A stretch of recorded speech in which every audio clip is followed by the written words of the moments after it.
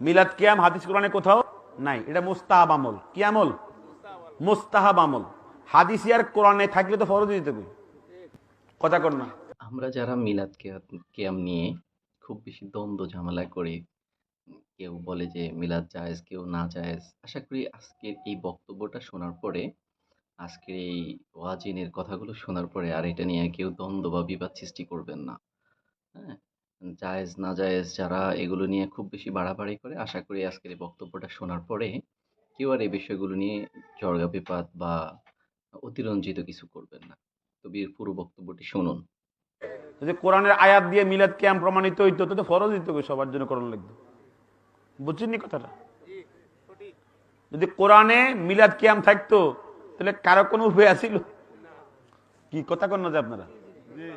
আয়াতের মধ্যে যদি মিলাদ কিয়াম থাকতো কারো উপায় আছিল বিরুদ্ধে বলার? কোরআনে নাই, হাদিসেও নাই। এটা আমরা করি কেন? এটা আমরা কেন করি? হাদিস কোরআনে নাই, করি কেন? এটা হচ্ছে কোরআন হাদিসের পরে আরো কি আছে? ইজমা কিয়াস আছে। কথা কয় না? দলিল কয়টা? 4টা। একটা কোরআন, একটা হাদিস, একটা ইজমা, একটা কি কিয়াস। ইজমা কিয়াস মানে কি? কাউলুল ওলামা। কাউলুল ওলামাদের কাউল, ওলামাদের আমল। এই মিলাদ বা কিয়াম এটা নবীর ইন্তেকালের পরে 600 বছর পরে, কয়শো বছর? 600 বছর পরে মুজাফফরউদ্দিন কুকুবুরি, মুহাদ্দিস ইবনু দাহিয়া, জগৎ বিখ্যাত মুহাদ্দিস ইবনু দাহিয়া, তিনি কিতাব লিখে দলিলাদিল্লা পেশ করে মিলাদুন নবী চালু করেছেন।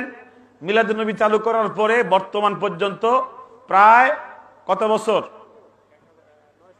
800। কয়শো? এই 800 বছর পর্যন্ত গোটা দুনিয়াতে মিলাদুন নবী কি হইতেছে? উদ্যাপিত হইতেছে। এগুলো কোরআনেও নাই, হাদিসেও নাই। এগুলো কি? ইজমা কিয়াস। আলেমদের কি? আলেমদের, এগুলো আলেমদের বক্তব্য, আলেমদের সিদ্ধান্ত। অতএব এগুলো কোনো ফরজও না, সুন্নতও না, ওয়াজিবও না। এগুলো মুস্তাহাব। এগুলো কি? মুস্তাহাব। কেউ মিলাদ করলো, মিলাদ পড়লো, রসুলকে কিয়াম করে সম্মান দিল, তিনি আত্মিক শান্তি পাইল, আর এর মাধ্যমে তিনি কি হইল? নবীকে শ্রদ্ধা সম্মান দেখাইল, আলহামদুলিল্লাহ। আর কেউ করলো না, করে নাই, অভ্যাসে নাই, ছেড়ে দিছে, কোনো কি হবে না? গুনাহ হবে না। করলেও কোনো, এখানে করলে এজন্য যে সওয়াব পাবে, ইয়া নবী সালামুন আলাইকা, কি আছে এখানে? সালাম আছে, সালাত আছে। এগুলো পড়ার কারণে সওয়াব পাবে। আর তাজিমের কারণে কি পাবে? নবীর শ্রদ্ধা সম্মানের কারণে সওয়াব পাবে। কিন্তু না করলে, এটা ছেড়ে দিলে পরে সে পাপী হবে, জাহান্নামী হবে, গুনাহগার হবে, তা কোনো বলা যাবে না। আর যদি মিলাদ কিয়াম নিয়ে সমাজে মারামারি হয় আর কাটাকাটি হয়, তাহলে কি হবে? গুনাহ হবে, পাপ হবে। অতএব মিলাদ কিয়াম এটি মুস্তাহাব বিষয়। কেউ করলে করলো, কেউ না করলে না করলো। এটা নিয়ে মারামারি ঝগড়া করা সম্পূর্ণ কি? হারাম। সম্পূর্ণ কি? হারাম। নবীকে সম্মান করা, দাঁড়ায়া সম্মান করা, এই বিষয়ে হাদিস আছে। কিন্তু ইয়া নবী সালামু আলাইকা, এই সময় দাঁড়াইতে হবে এমন কোন হাদিস নাই। নবীকে সম্মান করে দাঁড়ায়া যাওয়াটা কি আছে? হাদিস আছে। বা ওয়ালাম্মা তাম্মা মিন হামলিহি সাল্লাল্লাহু আলাইহি সাল্লামা, এইভাবে পাঠ করা, তাওয়াল্লুদ পড়া, মিলাদ পড়া, এটা হাদিসে নাই। কিন্তু অন্যান্য শব্দে কি আছে? মিলাদের কি আছে? হাদিস আছে।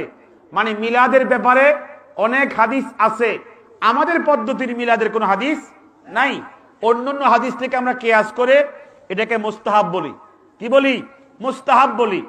সত্যিকারের মিলাদ হচ্ছে যেগুলো হাদিসের কিতাবের মধ্যে আসছে।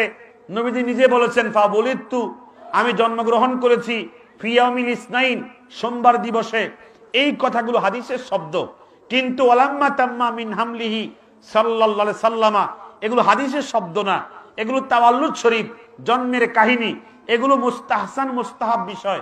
এগুলো হাদিসের ভাষ্য নয়।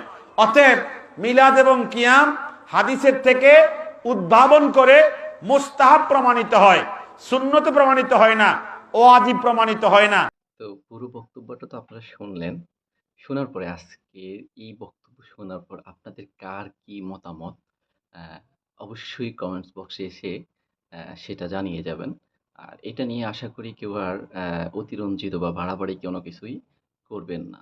যার মন চায় সে করবেন, যার মন চায় না করবে না। কিন্তু এটা নিয়ে দ্বিধাদ্বন্দ্বের সৃষ্টি হওয়ার আর আমার মনে হয় এই বক্তব্য শোনার পর আর কেউ করবেন। যারা অতিরঞ্জিত করেন তারা এটা নিয়ে আর কেউ বাড়াবাড়ি করবেন না। ধন্যবাদ।